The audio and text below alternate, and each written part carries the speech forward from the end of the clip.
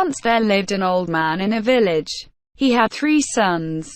একদা এক গ্রামে এক বৃদ্ধ লোক থাকতেন, তার 3টি ছেলে ছিল। They used to quarrel with one another. The old man was anxious of this matter. He was always in a gloomy mood. তারা একে অপরের সাথে ঝগড়া করত। বৃদ্ধা এই বিষয়টি নিয়ে উদ্বিগ্ন ছিলেন, তিনি সর্বদা চরম মেজাজে ছিলেন। He thought how to stop the quarrel. The old man was intelligent.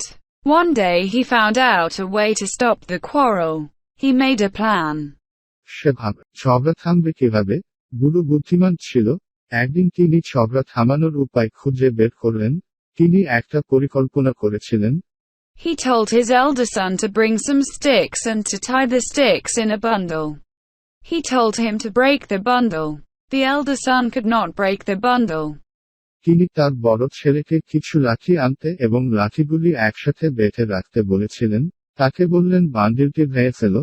বড় ছেলে বান্ডিলটি ভাঙতে পারল না। The same thing happened to the other 2 brothers. Then the old man untied the bundle and gave each son a stick separately and told him to break. একই ঘটনা ঘটেছিল অন্য 2 ভাইয়েরও। তারপরে বৃদ্ধটি বান্ডিলটি খুলে প্রতিটি ছেলেকে আলাদা করে একটি করে লাঠি দিলেন এবং ভাঙতে বললেন। Now all of them broke the sticks. Then the old man said, "My boys, you are like the sticks." এখন তারা সবাই লাঠি ভাঙতে পারল। তখন বুড়ো লোকটি বলল, আমার ছেলেরা, তোমরা লাঠির মতো।